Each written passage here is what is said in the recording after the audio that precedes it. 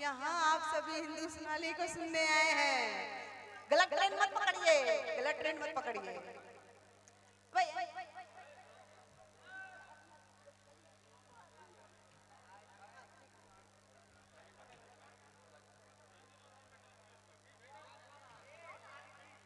ये देखिए भोजपुरी गाना आप सबों के लिए।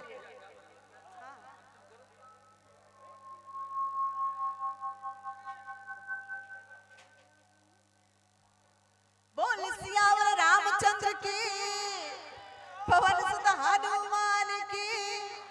जयकारा बनती रहनी चाहिए।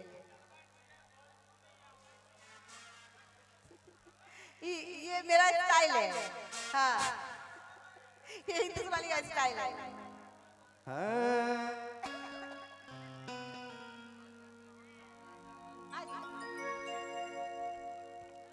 अरे की धके कमरिया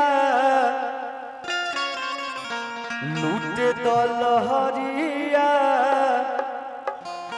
की धके कमरिया हरे लूटे दलहरिया, हर की करे दमोड तरो ताजा हो।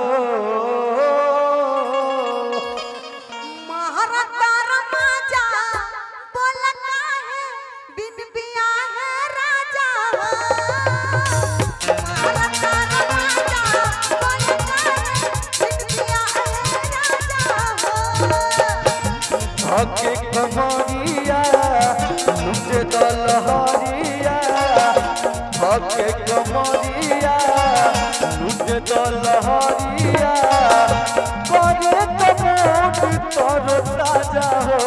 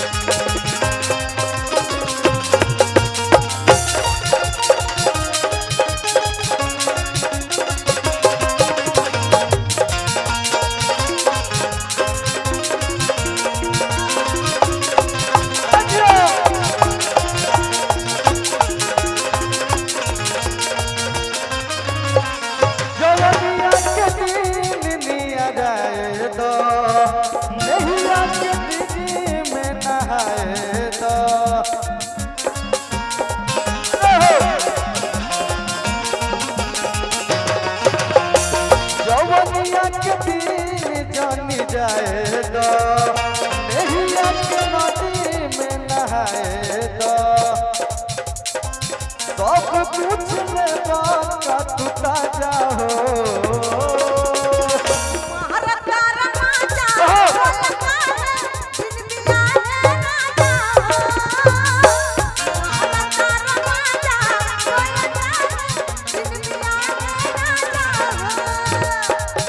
धके कमरिया लूटे दलहरिया, धके कमरिया लूटे दलहरिया, करे तमोड तरो ताजा हो।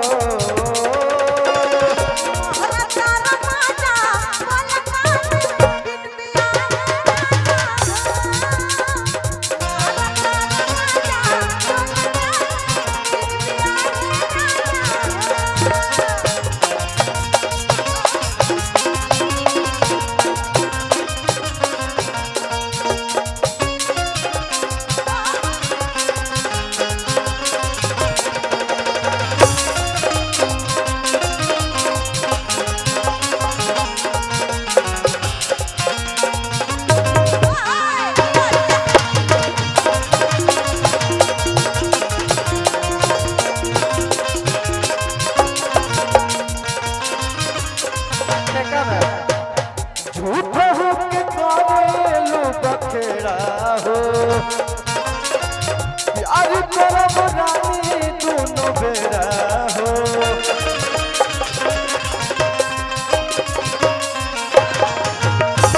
झूठ हो के करेलू बखेड़ा हो, प्यार करब रानी दोनों बेरा हो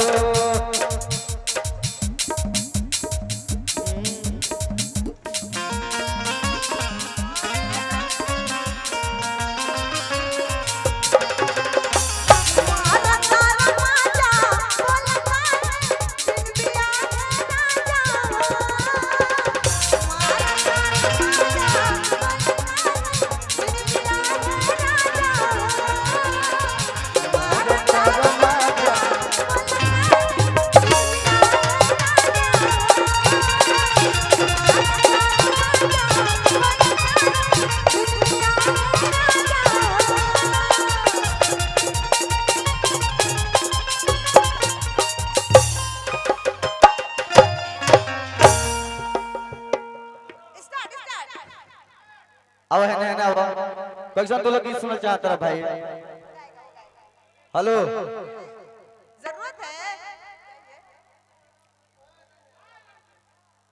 हाँ